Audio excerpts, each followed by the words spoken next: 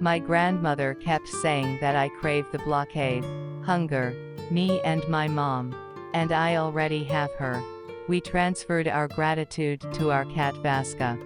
If we weren't this bully, we'd be starving like so many others. Every day Vaska chased on the hunt, and dragged bears, or gave a big fat roof.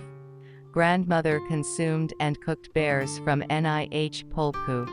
And the rat turned out to be a good goulash. At the same time, the cat always sat, and waited for food, and at night all the trois lay under the blanket, and he warmed them with all the warmth. He felt the bombing much earlier than he announced the air alert. How hard and sad it was to Mia. Grandma managed to collect the lead, water, mom, hide and leave the house. When they ran into the runner, the ego, like family members, was dragged along with them, and watched as the ego was not injected and not killed. Grandma sucked crumbs, and sat with Vaska in the plantation. His clothespin everywhere was surprisingly accurate and bistrous. Vasco was starving with us, and by force in what was unworthy to keep the bird. He caught a bird, and Grandma ran out of the bushes, and helped the emu. So from spring to autumn, Eli is an echo and a bird.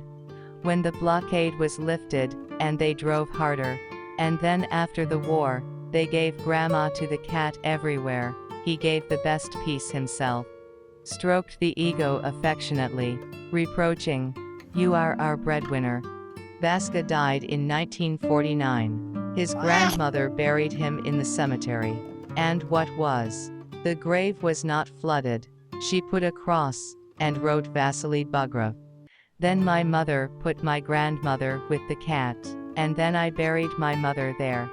So all three of them lay behind the same fence, as if somewhere in the war under the same blanket. The hunger was terrible. Vasco was hungry, like everyone else, and longing. All winter until spring, Grandma collected crumbs for birds, and in the spring she went hunting with the elevation.